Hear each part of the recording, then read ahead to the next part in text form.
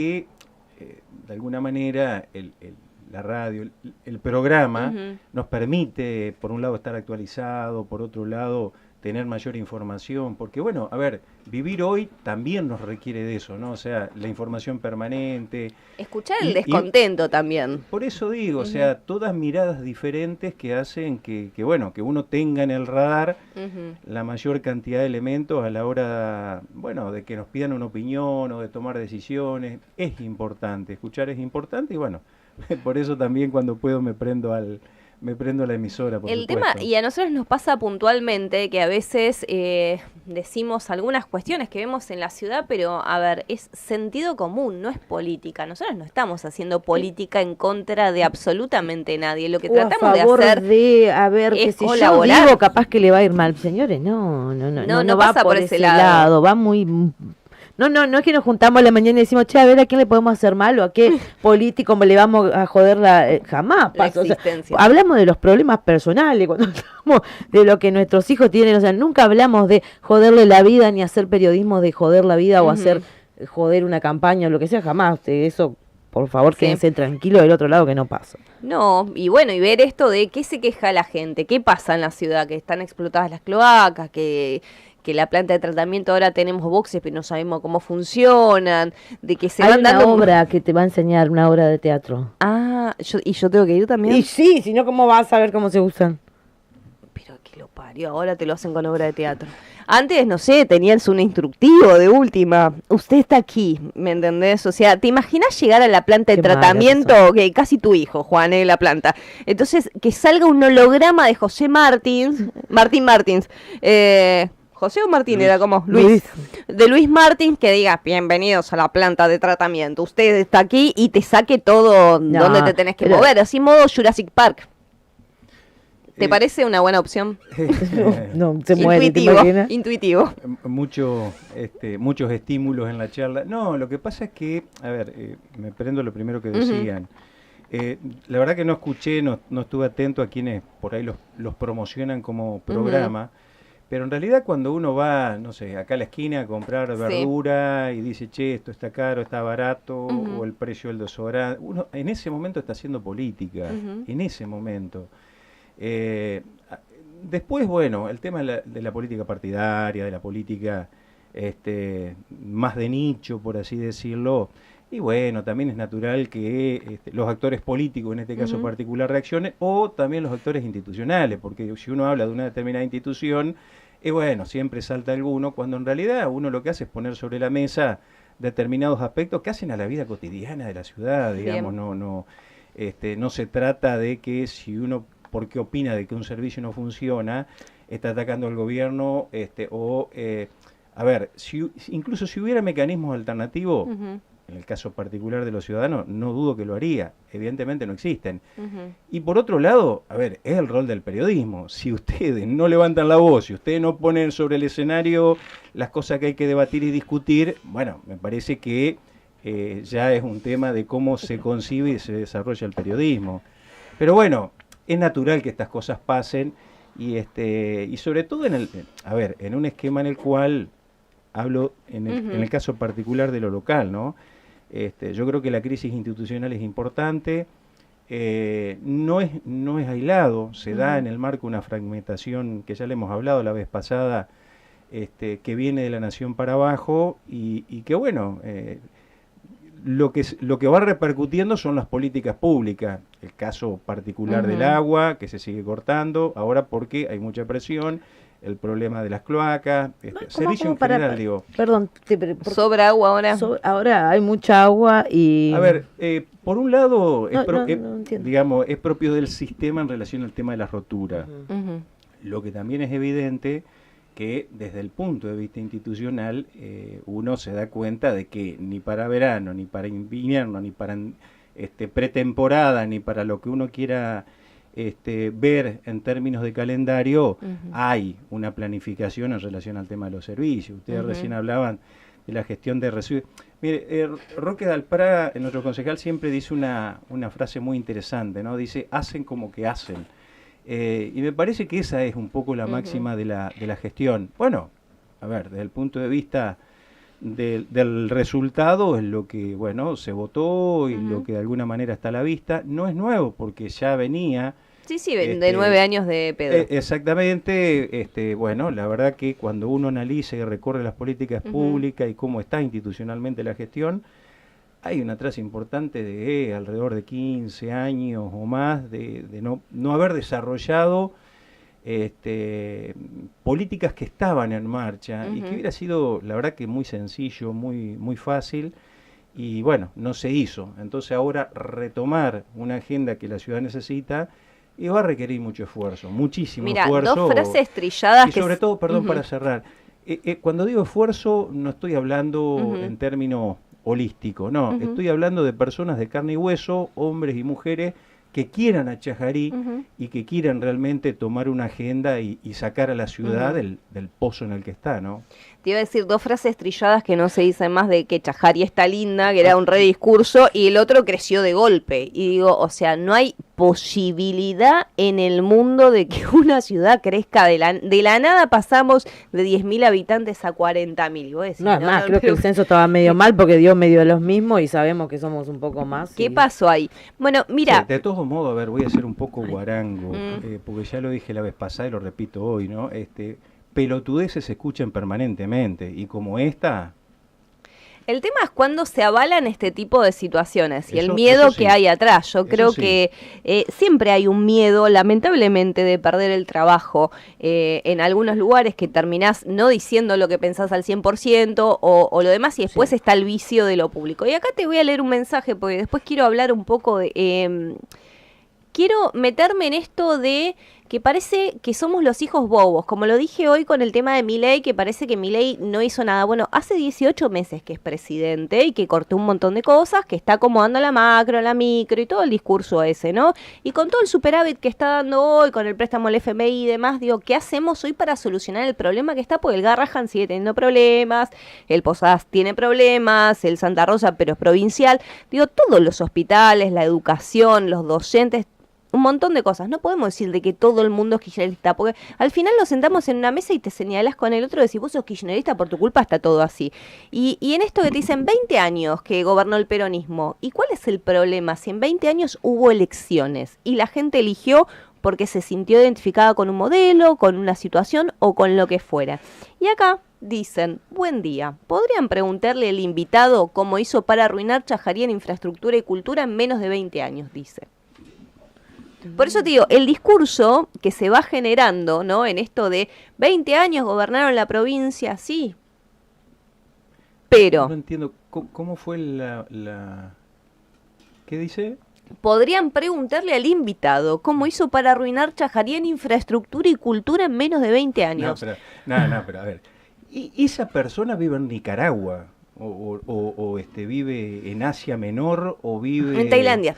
Más o menos, o sea, pasemos a algo, a ver, sigamos Cultura, hablando de cosas importantes. Discrepo. ¿Sabes? ¿Sabes? No, yo también discrepo con esto. Pero discrepo con esto, pero es el posrelato, la posverdad que estamos hablando todo el tiempo, y es el Biosper se fundió por culpa de Cañete. Porque, a ver, viste que decís las premisas y la conclusión. Aparte, si vos seguís con esto del kirchnerismo, acá en Chajarí venimos de un gobierno que no fue kirchnerista ni peronista. 9 años. Poco más también. Radical. Entonces digo, y también está mal. Entonces digo, ¿no será un problema cultural de la Argentina entero o de los políticos de la política entera, y no un problema del kirchnerismo, kirchnerismo libertario, kirchnerismo? No nos vayamos de lo importante, porque la verdad que me parece que lo que buscan esos mensajes simplemente es distraer. Me parece que, a ver, lo importante en todo caso es cómo se instalan o cómo debatimos determinadas agendas públicas, y sobre esas agendas públicas, bueno, tratamos de correr el velo sobre lo que pensamos o sobre lo que vemos en relación a algunos temas. La verdad que, a ver, en términos nacionales y lo que impacta acá en el territorio, lo dijimos la vez pasada y lo volvemos a decir hoy, la verdad que vemos con mucha preocupación que en el marco de las decisiones que se van tomando, y podemos hablar de lo del dólar bajo el colchón o de más, lo que quiera, pero en realidad nuestras economías regionales, que es el sostén no solamente de nuestra región, de nuestra provincia, porque Entre Ríos es economía regional, pero pasa lo mismo en muchas provincias del país, la verdad que esta situación con un dólar que está absolutamente pisado, hablo en términos de exportación, con un consumo que no repunta, ¿cómo hacen nuestras economías? Un sistema impositivo absolutamente asfixiante. Bueno, a ver, yo no estoy haciendo, por así decirlo, de poner el dedo y señalar. Lo que digo es, bueno, que me digan cómo hacen nuestras economías regionales para poder salir adelante. ¿Dónde está a la vista ese horizonte que necesitan para poder desarrollar la actividad? Porque en definitiva, no es solamente una cuestión de los empresarios que estén a la altura, que compitan y que sobrevivan. No, pará, a ver, hay un montón de trabajadores en el medio, hay familias enteras, actividad comercial que se desarrolla alrededor de las economías regionales. Entonces, me parece que hay una responsabilidad superior que es, mira, vos le pediste al pueblo argentino, a partir de, podemos decir, la teoría de la expiación que había que sufrir para estar mejor, ¿no? O sea, me parece que, bueno, eso se tomó y se aceptó recorrer ese camino, o por lo menos la gran mayoría. El tema es quién sufre. Muchos nos parece una pavada, pero bueno, esa fue la decisión en términos electorales. Bueno, como bien haces mención, ya van muchos meses, pero no se trata solamente de los meses que se van atravesando, sino, bueno, a ver, ¿hacia dónde vamos? ¿Hacia dónde vamos? Hay muchos que estamos convencidos que vamos derecho a la piña, y que de hecho, a ver, queda reflejado. Mira, esto de los dólares bajo el colchón, ¿no? Vamos a nuestra... El otro día le preguntaba, vamos acá a nuestra región. Sí. Hoy, a ver, un monotributista que puede comprar una camioneta en $50.000, evidentemente no es que lo hace de casualidad, sino que hay alguna cuestión cultural asociado a esa decisión. Y no hablo ni a favor ni en contra. Eso es ocurre, una elección. Eso ocurre. Ahora, ¿qué lo puede motivar a ese monotributista en el incentivo que está planteando Milei a sacar los dólares del colchón y realizar la misma acción en otra situación económica? No lo va a hacer. Crediticia. No lo va a hacer.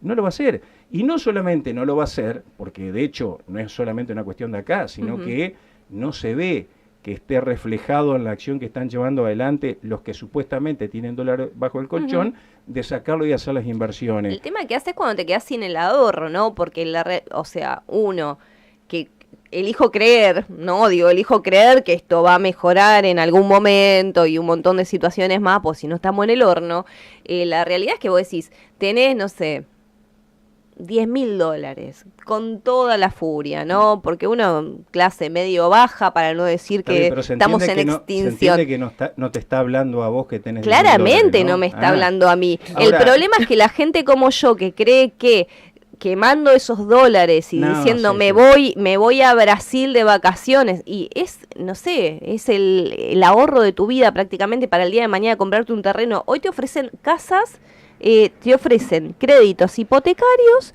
por 257.000 pesos. Y si los tres que estamos, los cuatro con el piqui, sabemos que es inviable eso. O sea, ni el IAPB te está dando eso. Lo sabemos.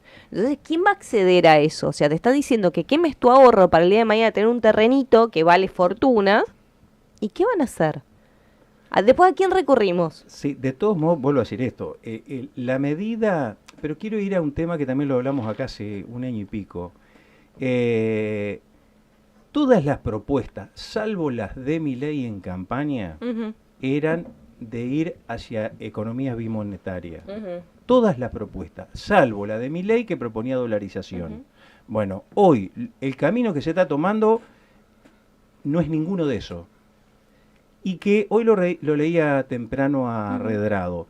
Y Redrado dice algo que si vos no avanzás hacia una política bimonetaria, esta medida va a quedar... no va a ser sostenible en el tiempo. Cae en saco roto. Pero más allá de eso, y esto pueden hablar mucho mejor economistas, tributaristas, contadores, etcétera, desde el sentido común, desde la charla que uno puede tener con aquellos que generan y dinamizan la economía, bueno, realmente son medidas que no terminan de entenderse, y que esas medidas más la acción de violencia política que genera el gobierno, bueno, es como que nos entretenemos con eso. Yo creo que eso no es lo importante, yo creo que hay que poner la cabeza y el esfuerzo en debatir los temas de fondo que hacen al bienestar de nuestras comunidades y nuestras sociedades, porque si no, es como que permanentemente nos buscan distraer.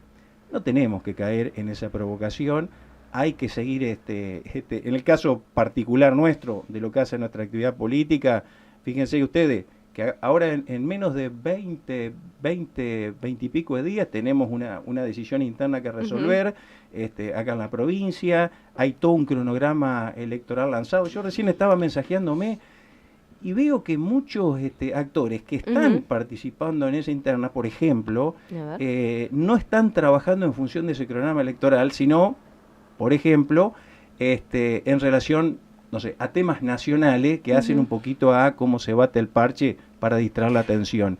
Me parece que ese es un error en el cual no tenemos que caer. Estoy hablando de nosotros, no hablo del periodismo, no hablo del programa, que está fantástico. De los políticos. Pero absolutamente, que nosotros tenemos que, y más allá de estas ¿cómo surge igual cómo surge de los llamados o de los mensajes, bueno, muchos no estamos por encima de todo eso. Salimos del laberinto por arriba, como se dice. Mira, a mí me parece que es sin ánimos de ofender, pero sí es este discurso todo el tiempo de la destrucción que hubo del kirchnerismo y de la cultura, de la educación, de la batalla cultural, de la cultura del trabajo. Y me parece que al margen de un montón de situaciones que yo no comparto, es a nivel mundial, hay un retroceso en un montón de situaciones que ha traído la tecnología, el problema de sociabilizar, el problema de ver el trabajo en la calle, se van automatizando un montón de situaciones, la gente queda por fuera y no es que cobran un plan y prefieren quedarse tomando un mate en la casa. Me parece que la discusión es mucho más profunda que eso, y si solamente le vamos a echar la culpa que 20 años gobernó el peronismo ininterrumpidamente, supuestamente, tiene culpa de todo esto. Pero no hablo solamente de Chajarí, digo, hablo de Nación. Para los más jóvenes el peronismo vino a gobernar y gobernó 20 años porque hubo un gobierno radical, hubo un gobernador que se llamó Montiel, que también hizo de la suya y que de alguna manera en lo que fue su gobierno, y podemos hablar de Chajarí, mira, cuando yo asumo... 2003. 2003 habían pasado en la gestión local... No recuerdo bien a esta altura, pero creo que 3 intendentes del radicalismo en pocos meses. Bueno, esa degradación institucional y la fragmentación social que había, a ver, los más jóvenes obviamente que no saben, pero había ollas populares en la plaza porque los municipales no cobraban. Cuando ingresé a la gestión, bueno, juicios y demandas teníamos al por mayor. La municipalidad debía 1 año de caja de jubilaciones, que dicho sea de paso, y que me parece que también eso hace, bueno, a lo que fueron las decisiones políticas del momento, y obviamente me hago cargo, en la mayoría o en una importante cantidad de ciudades se demandó a los intendentes cuando se produjo cuando nosotros asumimos en toda la provincia. Nosotros optamos por otro camino, tomamos el toro por las astas, dijimos, bueno, nos votaron para resolver problemas, inmediatamente nos focalizamos en resolver cada uno de los temas que había, los problemas que había con los bancos, los problemas que había con los planes de vivienda, los problemas que había, las demandas que habían de empresas privadas, con las cuales tuve que sentarme y discutir personalmente y explicarle cuáles... A ver si nos entendemos. La Municipalidad de Chajarí en el 2003 tenía cerrada todas las cuentas corrientes de todos los comercios de Chajarí. No había un comercio de Chajarí que tenía la cuenta abierta a la municipalidad. Bien. Entonces, por esos gobiernos del radicalismo también hubo 20 años de peronismo. Ahora, que en esos 20 años de peronismo hicimos todo bien, no, por supuesto que no. Yo lo escuchaba a Cristina, que la verdad que me pareció un cambio importante que tuvo en su mensaje, que cuando hacía la autocrítica con respecto al tema de la gestión con Alberto Fernández. Bueno, obviamente que nosotros tenemos un montón, ahora, que cuando nosotros gobernamos, se llegaba a fin de mes, cuando nosotros gobernamos pagamos las cuentas, digo a fin de mes porque automáticamente a los compañeros municipales, no solo, mirá vos, me estoy acordando ahora que estoy hablando, Ujú. no solamente nos pusimos de forma inmediata junto con los gremios a ver cómo regularizamos el pago de todo el adeudado, sino que personalmente me senté con los gerentes de los bancos Ujú. para decir, bueno, cómo cortaban, porque en ese momento muchos trabajadores estaban endeudados con la tarjeta de crédito, Ujú. bueno, hasta la tenían, que ahora se está viendo también Sí, eso, ahora se Y está vi- usando y la, vi la varios tarjeta de economistas, crédito por la exacto, comida. y vi varios en economistas, cuotas. bueno, varios economistas que están planteando esa alerta en relación al sistema bancario. Y en ese momento me senté con los gerentes de los bancos a decirle, bueno muchachos, a ver, pónganse los pantalones largos, nosotros por un tiempo no vamos a pagar porque esta situación también la crearon ustedes, nosotros necesitamos oxigenar a los trabajadores municipales y de esa manera tomamos el toro por las astas y fuimos saliendo adelante. Lo que quiero decir, esa realidad también la vivimos en Chajarí. Solamente el 30% de Chajarí estaba iluminada, solamente el 30% de Chajarí tenía cloaca y agua, la mayoría de los barrios estaban conectados por manguera de media y 3/4, había baños públicos en Chajarí. Sí. Entonces cuando dicen, che, 20 años de peronismo, hermano, ¿vos qué pensás? Que ¿por qué hubo 20 años de peronismo? Hubo 20 años de peronismo porque hubo un señor gobernador que nos daba papeles que le decían bono, y que cuando íbamos a los negocios, que dicho sea de paso, eran cajas de cambio, porque la tomaban un valor, pero después resulta que los amigos se la cambiaban a otro, no quiero dar apellido porque nos conocemos todos, pero que eso también lo vivimos. Entonces, que no se hagan los distraídos, no, el peronismo gobernó 20 años, hermano, gobernó 20 años, porque ustedes se la rifaron todas, se la jodieron todas, y que dicho sea de paso, es lo mismo que está pasando ahora. O sea, la radiografía aquella es exactamente lo mismo que lo que está pasando ahora. Yo la vez pasada le comentaba, pero un tema absolutamente menor, pero que en términos institucionales y en términos de lo que al ciudadano lo representa, no es un tema menor. La presidenta del Consejo Deliberante está cometiendo un delito de que no está controlando los gastos de representación. Estoy seguro que eso es un delito. Es incumplimiento de deberes funcionario público, porque los gastos de representación no son gastos reservados. Y ahí hago, entre paréntesis, gran discusión se armó con lo de Cuader, ¿no? Los gastos reservados. Esos son gastos de representación. Eso tiene que controlarlo el presidente del Consejo. En su figura cae esa responsabilidad y es un delito que no lo haga. Entonces, esos temas, ¿y por qué lo traigo puntualmente al Consejo Deliberante? Pues son los representantes del pueblo. Son los representantes del pueblo. ¿Cómo Y es si la ahí, discusión? en donde es el ámbito natural, en donde el pueblo se expresa, donde tienen que defender nuestros intereses, es una joda, bueno, imagínate vos lo que pasa en todas las áreas, ¿no? ¿Vos seguís las sesiones del Consejo Deliberante? ¿Cómo, perdón? ¿Seguís las sesiones del Consejo Deliberante? A veces. Bueno, no sé si viste la sesión del tema de la luz, los impuestos. No. A ver, No, ¿cuál es pero- la pregunta? No, a ver, ¿cómo lo ves? Digo, me parece que es esto de la tasa cero. A ver, yo soy partidaria de que en algún momento deberían de bajar, no sé si a cero, así radical ni nada, pero hablamos como muy sin saber todo el tiempo, que no tenemos ni idea del presupuesto. Aplaudimos como focas en un montón de situaciones. Estamos aplaudiendo como focas que van a hacer algo, no van a... Y la realidad es que no tienen los números. O sea, uno lee el presupuesto y decís, che, va por acá, y muchos concejales no tienen ni idea de cómo se arma un presupuesto. Mira, el tema, a ver, en su origen, porque justamente estamos hablando de lo que nosotros recibimos en el 2003, nosotros recibimos a valores de hoy, estoy seguro que no le erro, una deuda que tiene que haber sido varios miles de millones de pesos de la Municipalidad de Chajarí con la distribuidora, en ese momento no era Enersa, bueno, con Enersa. En ese momento, la medida que nosotros encontramos, y cuando hablo de nosotros, hablo De la casi diría gestión. del 100% de los intendentes e intendentas de Entre Ríos, era sentarnos con el gobierno provincial y decir, bueno, mira, a ver, ¿cómo nosotros le encontramos la vuelta para poder resolver esta deuda, esta gran deuda que tienen los municipios? Porque, repito, no se pagaban las cuentas. aunque parezca mentira, no había cuentas corrientes en ningún comercio de Chajarí, repito, imagínense cuánto se le pagaba, no se pagaba.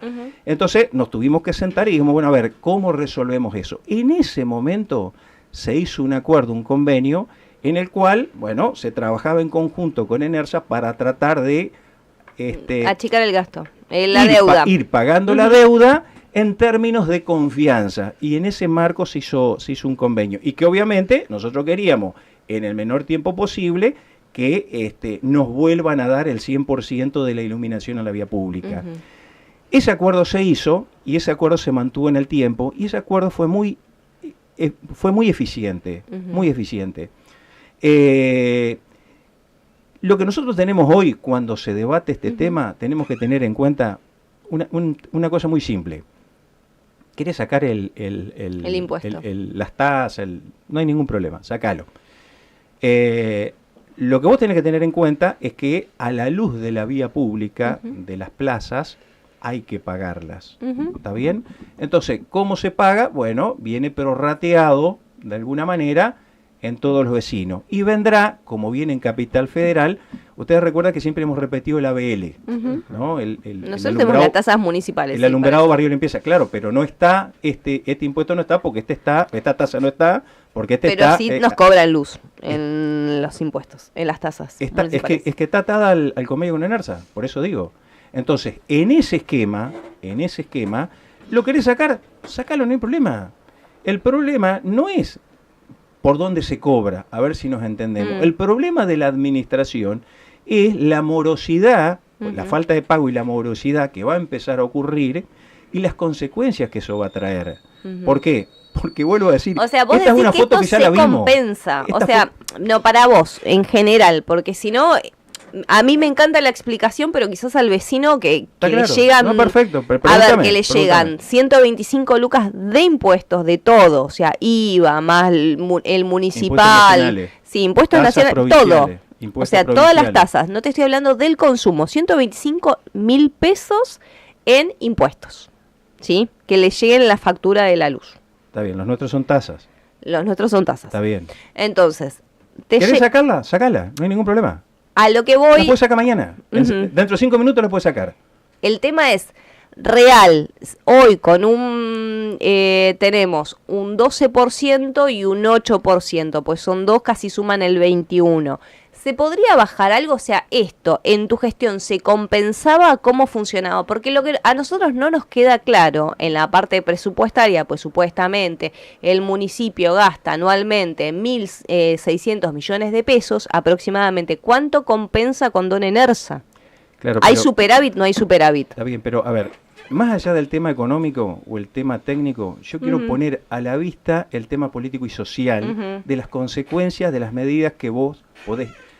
¿Qué consecuencias vas a tener cuando vos tomes una decisión política? Entonces, vos querés sacar la tasa, sacala, ponela en cero, no hay ningún problema. Alguien tiene que pagar la luz de la calle y alguien tiene que pagar la luz de las plazas. Ese alguien somos todos nosotros que a través de, en todo caso, incorporar ese prorrateo, lo vamos a tener que pagar. Ahora, seamos conscientes, en esta situación en la cual el consumo va cayendo, en la cual nuestros comportamientos, nuestra cultura de consumo se va modificando y cada vez vamos consumiendo menos, indudablemente que la tasa, el impuesto, no sale de esa lógica. Entonces, se va a ir pagando cada vez menos.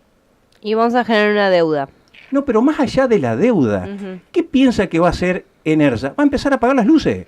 Claro. Las luces de la calle, las luces de la plaza. Entonces, eso es darle vía libre a más inseguridad, al tema de la droga en la vía pública. O sea, a ver si ponemos a la vista lo que son las consecuencias. Entonces, con esas consecuencias, ahora veamos retrospectivamente el problema y digamos, bueno, si eso también es parte del camino hacia donde vamos, bueno, ¿cómo nosotros en este momento resolvemos el presente? Y me parece que ahí tiene que estar la discusión de los legisladores. El problema que tenemos es que los legisladores y las legisladoras que tenemos en el Consejo Deliberante, y yo tengo mucha duda que estén a la altura para comprender realmente el problema que tenemos, o en todo caso el camino que hay que recorrer, o en todo caso el aporte que hay que hacer para este momento de crisis muy particular. Porque, a ver, nosotros ya lo vivimos, sabemos cuál es el camino y sabemos hasta en qué momento nos vamos a pegar la piña. Eso está claro. Ahora, lo que tenemos que hacer nosotros, habiendo transcurrido esa experiencia, bueno, es volcársela, en nuestro caso particular, a los compañeros y compañeras, para que tomen la mejor decisión en el ámbito del Consejo Deliberante. Tampoco soy tonto. El caso particular del peronismo tiene 2 concejales. O sea, no es que, y lo que nosotros podemos hacer, bueno, es generar un apostolado de la palabra y salir a hablar en los barrios con respecto a lo que es o en los medios, de lo que es nuestra posición y cómo vemos la situación, no solamente en la coyuntura y no solamente con la experiencia, sino en función de cómo lo vemos de acá para adelante, porque esto también es importante. Si vos no me decís a mí, o yo no veo claro cómo se va a reactivar, no solamente acá, sino en todo el país, nuestras economías regionales, está claro que cada vez estamos cayendo un poquito más. O sea, acá, a ver, hay 5 vivos que se están llevando toda la plata de la Argentina. Bueno, muy bien. ¿Algo va a cambiar de eso? No va a cambiar. Esto va a ir cada vez peor. Entonces, ¿cómo, en función de estar convencido de eso, nosotros no nos prendemos al lloro y al lamento, sino, como dirigentes políticos, planteamos solución y variante, que obviamente lo primero que decimos es, ahora tenemos procesos electorales.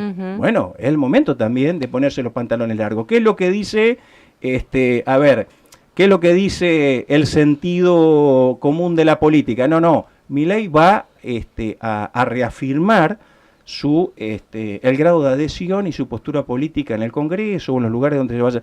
Bueno, listo. Entonces, en función de todos estos procesos que vamos atravesando, uno, en el caso particular, por eso yo obviamente que le doy la derecha en términos de darle la razón, no otra derecha, me parece importantísimo, o creo que el gran aporte a la sociedad es tener el valor de poner todos los temas sobre la mesa y discutirlo, y bueno, le duela a quien le duela, y no caer tanto o engancharse tanto con estos latiguillos que usan 2 o 3 tontos que están necesitados de algún mensaje para distraer la atención de lo importante, que es seguir generando conciencia. Vos me decís, es un trabajo, es como que estamos remando en arena. Sí, yo te entiendo, pero estoy convencido que la construcción de sentido es el camino que tenemos que realizar. O sea, está bien, vamos a decir, Juan, eso es muy de existencialismo. Bueno, sí, a ver, es lo que creo, y estoy convencido que lo que tenemos que hacer, construcción de sentido, asumir compromiso, para que de esa manera el pueblo entrerriano en particular, argentino en general, bueno, pueda ir viendo un horizonte diferente. ¿Y por qué crees, en todo esto, primero que haya internas es sano, pues no vamos a, se eliminaron las PASO, internas, PJ, PAR por el otro lado, pero son más de lo mismo, o sea, son los mismos candidatos que vemos hace mucho tiempo. Bueno, no te he visto a vos proponiéndote para candidato a diputada nacional y a senadora nacional. Señora, claro, porque, ármese el partido y gane las elecciones. No, pero a ver, lo entiendo desde el periodismo y por supuesto que es un chascarrilla, pero en general le digo esto a todos. O sea, no hay gente. Pero, a ver, ¿hay algún impedimento para que alguien salga y diga, yo quiero proponerme? No, entonces, a ver, tampoco tiremos piedra por tirar. Acá hay una posibilidad.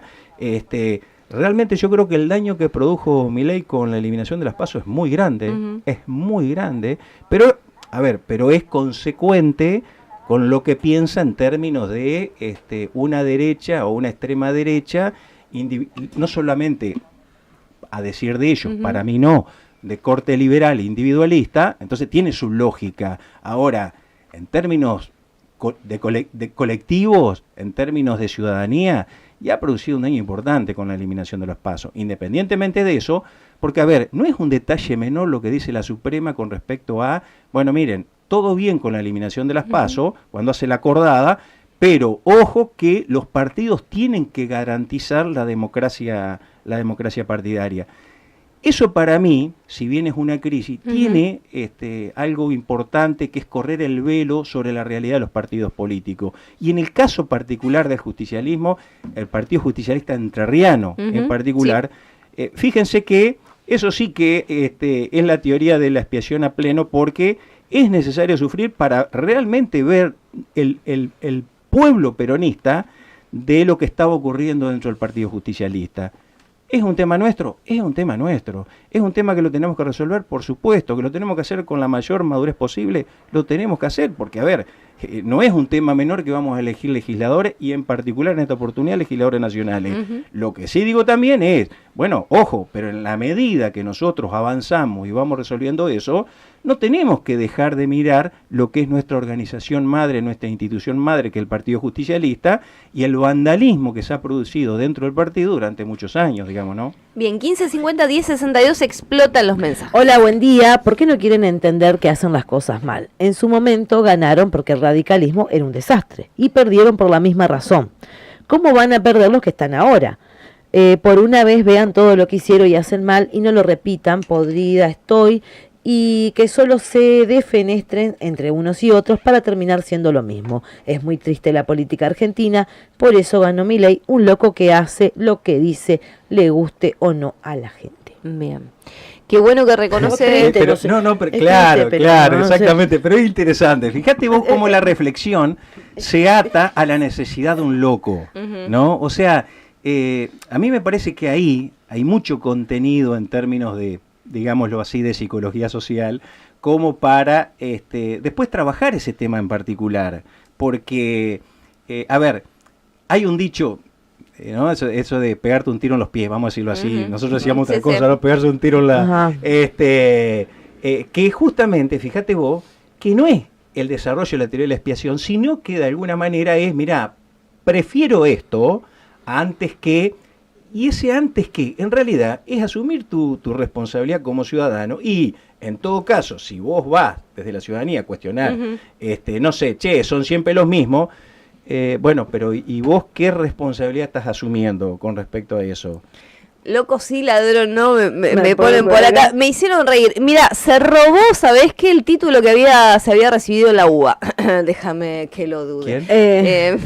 ¿Quién? Y Don Milei, cuando se fue a España a presentar un libro, puso recibido en la UBA. Ahora viene una picante y hay que leer los mensajes porque es política. Un saludo para el invitado. Me gustaría escuchar su opinión la opinión de Juan sobre el tema del hospital y la denuncia de Daniel Benítez contra Fernanda Lalosa.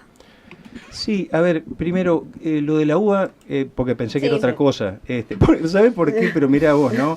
El otro día, escuchándolas, un compañero que no me acuerdo el apellido ahora, acá, que integra, no sé si las bases o qué, hizo mención a que yo estaba afiliado al Frente Grande. No, entonces, sí, porque te digo porque me llamaron enseguida y yo justo lo había escuchado. Entonces, no, le digo. Que no estabas afiliado, dijo. No. Yo No. ¿Quién? Bueno, entonces no le... A ver, ustedes estaban hablando, yo estaba escuchando. Escribilo. Ustedes hablaban, yo estaba escuchando. Pero más allá, por eso cuando dijiste UBA, yo me quedé enganchado en explicar, no, yo no me recibí en la UBA. Mis hijos sí, claro. Los dos son profesionales recibidos de la UBA, pero y estoy orgulloso de eso, pero yo no, entonces me quedé enganchado, claro, cuando enganchaste con Milei, pero a ver si lo estamos entendiendo. Loco, por un lado. Ajá. Por otro lado, un presidente que comete hechos ilegales y de los cuales es como que... ¿Estás hablando del caso Libra? No, aparte, bueno, no, del título. Y que incluso, fíjate vos, ¿no? Ayer o anteayer veía... Porque hay un tema ahí muy interesante que todavía me parece... Yo he tratado de instalarlo como debate, pero no he aprendido. El hecho de que el gobierno quiere eliminar los colegios profesionales para desregular toda la... Bueno, que dicho sea de paso, a ver, por ejemplo, mis dos hijos son profesionales, pero ellos no tienen un colegio que los regule, en cambio yo soy profesional y sí tengo un colegio que me regula. Entonces, a ver, tengo bastante objetividad como para plantear, pero no prende, pero he visto, por ejemplo, el Colegio de Psicólogos que permanentemente manda publicidades con respecto a que, ojo, quién atiende o quién hace el servicio, que sean profesionales matriculados y demás. Eso así dicho, en realidad es un planteo de cabotaje, porque está en relación a la competencia, si vos querés llamarle holística, y no a este tema de fondo. Pero este es un tema muy importante, y es un tema, porque no hay que dejarlo como al pasar, lo que dijo Elon Musk, que, a ver, más allá de su disputa con Trump, todos tenemos que reconocer que es un hombre de poder en el contexto mundial. Y eso menciona que ir a la universidad no tiene sentido, porque todo el conocimiento está dado en las redes. Entonces, no son temas menores. Por eso cuando dijiste uva, todo eso me pasó por la cabeza y dije, a ver, ¿de qué me estoy perdiendo? Perdóname, con respecto a la pregunta, no me acuerdo cuál era. Fernanda La Loza, ¿qué opinás sobre la denuncia que hizo Daniel Benítez hacia Fernanda? El sumario administrativo. Sí, a ver, lo leí en los medios, no conozco obviamente lo que dice el sumario, ni mucho menos. Lo que sí que tengo la absoluta certeza de que Fernanda con sus más y sus menos es una persona no solamente, a ver, lo he dicho acá y lo voy a seguir diciendo. Yo estoy agradecido de cómo cuidó de mí y de mi familia durante el tiempo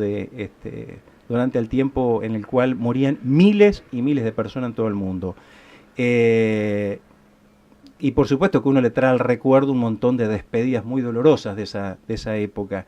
Desde ese lugar, si algo le he hecho a Fernanda es hacerle concesiones para que tenga ella en su voz la posibilidad de defenderse de todos, absolutamente todos los ataques, incluido este. Si administrativamente hay algo que corregir o algo que observar, bueno, me parece que una persona que ha hecho, de la generosidad de aportar su vida y la de su familia al servicio de toda una comunidad, de tener una consideración para nunca agotar las instancias del diálogo, y bueno, yo la suscribo. Y la verdad que hacer publicidad del sacrificio humano me parece poco valiente, digamos. Bien, 1550 1062. Bueno, ese que dice acá sacando a Montiel. No, qué bueno, sí, eso ya lo había leído. Qué bueno que reconoce don García, el gobierno nacional se la quemó toda, no lo dijo, ya lo dice la justicia, así que ahora esperen nomás. Ganan fortuna, calculo que por los concejales, encima le dan plata para gastos especiales. Ojalá y Dios quiera me den a mí al menos para la nafta y a mí de mi trabajo, nos ponen. Después llega otro mensaje que dice: el hospital, otro nido de corrupción del que está sentado, no vuelven más y nada más. Perseguidos y fusilados por ser peronistas como hoy. Nos ponen acá con un cartelito. Entre el 9 y el 12 de julio de 1956, 27 civiles y militantes fueron ejecutados, algunos en fusilamientos clandestinos en una zona de basurales de José León Suárez, provincia de Buenos Aires. Militantes, bueno, y ahí manda un comunicado, civiles y todo lo demás. Sí, es en relación al tema de la fecha. Sí, es la fecha. Sí. A ver, me parece que más allá de cómo uno lo vive como militante o como integrante del espacio, bueno, a ver, ahí hay actividades que me parece que son, en general, de todos nosotros, pero sobre todo propias del partido. Me parece que es algo que bueno, que ellos lo tienen que poner o resaltar, digamos, ¿no? La realidad de hoy es que, a ver, hay un escenario de violencia política muy importante, muy importante. Seguramente eso, en la medida que lo económico vaya derecho a la piña, va a ir aumentando. Esto va a ocurrir. Y lo que nosotros tenemos que hacer, a ver, y justamente, mirá vos, recordando el sacrificio de muchos compañeros y compañeras a lo largo de la historia, es asumir el legado y la responsabilidad con los cuales ellos también asumieron la militancia y trabajar fuertemente y de manera focalizada en ver cómo le generamos una alternativa al pueblo de Chajarí, al pueblo entrerriano, al pueblo argentino. Me parece que eso tiene que ser nuestra tarea. Obviamente no se hace esto ni amontonados, ni estar juntos por estar juntos, ni poniendo en serio todos los temas en debate. Yo me acuerdo una vez acá en esta radio pero me había hecho la entrevista acá al vecino, el otro vecino. Ajá, Garcilaso. Garcilaso. Sí, exactamente. Y en ese momento, bueno, ocupé algunos minutos para hacer una autocrítica con respecto a nuestra gestión.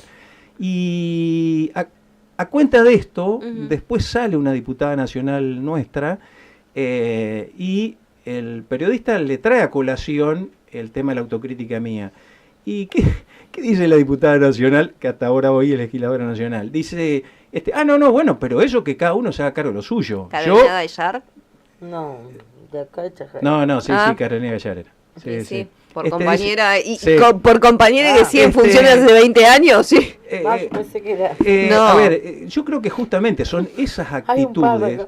Son esas actitudes los que no nos permiten. Pero ella quedó en Nación todo el tiempo. A nosotros hacia adentro, sí, y sobre eso todavía hay un debate muy importante. Más allá que algunos creen que esto está saldado dentro de la interna, yo creo que no, que esto recién empieza, porque quiero ver ahora, no sé, capaz que ahora salgo acá y hay novedades en la web del partido, y convocan al Congreso, y el Congreso, vamos a ver qué pasa. Yo creo que a ver, estamos atravesando momentos institucionales muy delicados, que no tengo claro si realmente, bueno, en este caso, nuestro universo partidario tiene real noción de lo que se está atravesando. Yo creo que incluso hay que andar mucho más a la calle y explicar mucho más, porque no es solamente si el PJ convoca o no convoca un congreso, o da la interna o no da la interna. No, acá hay una degradación institucional muy importante de los cuales nosotros tenemos que hacer cargo. Y hacernos cargos implica hablar claro de lo que está ocurriendo y hablar claro, en todo caso, de cómo estamos proponiendo para resolver esto. Y la verdad que cuando uno mira las redes, o cuando uno mira las páginas, o cuando uno escucha a determinado compañera, cree que esto es solamente una cuestión de Juan, Pedro, José. No, hay una degradación importante y nos tenemos que hacer cargo.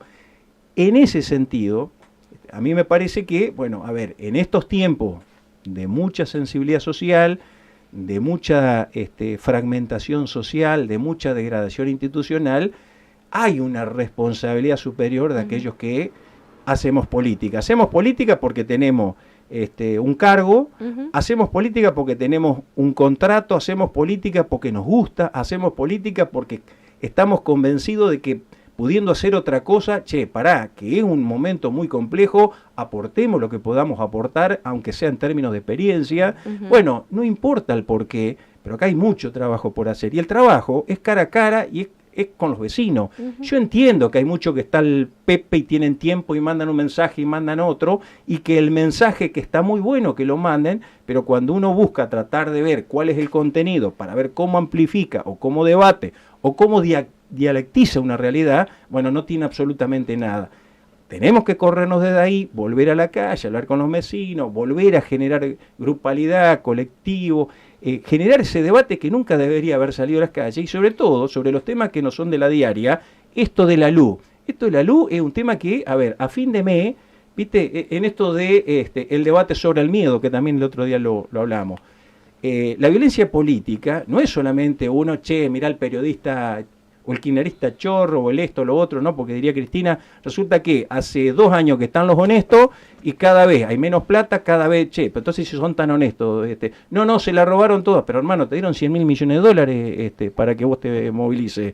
¿Dónde está todo eso? O sea, digo, para la pavada de ida y vuelta, seguramente hay mucho texto para cruzar, pero para la realidad y cómo se resuelve la realidad, bueno, ahí yo creo que es donde tenemos que aportar, digamos, ¿no? Bien, para cerrar, dice, cuando se va a hacer cargo el señor de la 1 de mayo, dice, o ejemplo, el centro cívico. Ponen por acá, no sé. No sé, a ver, yo le puedo decir lo que pasó con la 1 de mayo. Cuando yo asumí, había una demanda, muy importante, porque claro, no sé cuántos años tendrá la persona que manda el mensaje. Yo no estaba acá, con lo cual no puedo decir nada, porque no tengo idea. No, pero mirá, el tema fue así, cuando yo asumí, había una demanda muy importante, que voy a contar una anécdota que nunca la conté. La voy a contar acá. Por esa demanda de la 1 de mayo, que era una pavimentación que había empezado el gobierno de Tizoco y Iglesias, y no me acuerdo si no había sido esa la obra a través de buenos oficios de un empresario de Chajarí, y con lo cual, fantástico, digamos. Lo que pasa es que cuando entra la crisis, tanto económica, social, institucional y política, bueno, dentro del despiole que agarro esa, me toca esa demanda. A mí me llaman de la Casa Rosada, me llaman de una oficina que estaba a 10 pasos del presidente de la Nación para que resuelva ese tema. O sea, no es que a una le tocaron todas mieles o todas buenas. Esa es la historia de la 1 de mayo. Digo, para el que manda el mensaje, esa fue la realidad de la 1 de mayo. Y la resolvimos como entendíamos que la teníamos que resolver. Decir, bueno, mirá, de acá para adelante todos los problemas me eligieron, me votaron para hacerme cargo y resolverlo. De acá para atrás, muchachos, está toda la vista, capaz que es lo que está diciendo el vecino. Si alguien quiere meterle una denuncia penal a Tizoc, a Iglesia o a quien sea, hágansela. A mí no me eligieron para esto, ¿se entiende? Y así avanzamos resolviéndola. Obviamente, ¿en qué marco? En el marco en el cual todo el departamento jurídico, que en ese momento era importante, porque la verdad que, y en esto yo quiero destacar, yo tuve un acompañamiento muy importante de empleados de lo que eran planta permanente, tanto en el área jurídica como en el área contable, de que cada paso que nosotros íbamos dando no estaba garantizado por mis abogados, mis contadores particulares o los del partido y los demás, sino respaldado por la experiencia institucional de ellos, que no viene el caso de los nombres, pero todos lo conocen. Y en ese marco, cada paso que nosotros fuimos dando, porque no fueron las últimas. Miren, si yo le cuento los reclamos que tenían, por ejemplo, un tema que parece menor, pero no es menor. Yo tenía presentado reclamo de la profundidad de los pozos, de agua potable que se habían hecho antes del 2003. Bueno, a ese nivel tuvimos que empezar a trabajar cada área para ver cómo salíamos adelante. Todo lo que era contable lo resolvía, mejor dicho, lo resolvíamos nosotros, lo aprobaba Contaduría de Planta Permanente. Todo lo que era jurídico lo resolvíamos nosotros, lo respaldaba el Departamento Jurídico de la Municipalidad, y con esa dinámica fuimos trabajando hacia adelante. Al que le quedó algún reclamo, que lo haga. Hoy, después de tantos años, en el plano político, para nosotros nos queda la experiencia. Para aquellos que tienen que asumir compromiso de cómo resolver conflictos, creo que en eso tengo una maestría, en cualquier academia de cómo salimos de esa situación. Te cierro con esto. Cuando te fuiste, ¿cuántos empleados municipales había? No recuerdo. Pero eso lo pueden ver. Si ustedes piden la información, lo pueden ver. No hay... Nosotros pedimos un informe y que nos contesten en 60 días hábiles, una cosa. Pero eso lo pueden ver, me parece, no sé, no creo que sea algo tan oculto con cuántos empleados había. Yo de todos modos en ese punto hay dos variables que me parece que son interesantes siempre considerar. Primero, los niveles de producción y productividad de cualquier equipo, no solamente el equipo de planta permanente o los empleados, sino, o sea, ¿qué quiero decir con esto? No es tanto cuántos son ni cuánto ganan, sino cuánto te producen y sobre todo cuál es su productividad, o sea, cuál es su producción por unidad de tiempo. Me parece que eso es absolutamente fundamental. Y de anécdotas tengo miles para contarte. Y por otro lado, me parece, sumamente importante, un dato que muestra la contracultura a lo que estoy diciendo. Cuando Galimberti estaba en pandemia, si ustedes revisan, el gabinete era el mismo que cuando no estuvimos en pandemia. Entonces, obviamente que se da de bruces con esta mirada de decir, si vos llevas adelante una gestión para tener determinado nivel de actividad, y que tu equipo tenga determinado nivel de producción y eventualmente de productividad, cosa que yo creo que no es así, pero bueno, vale la pena la discusión.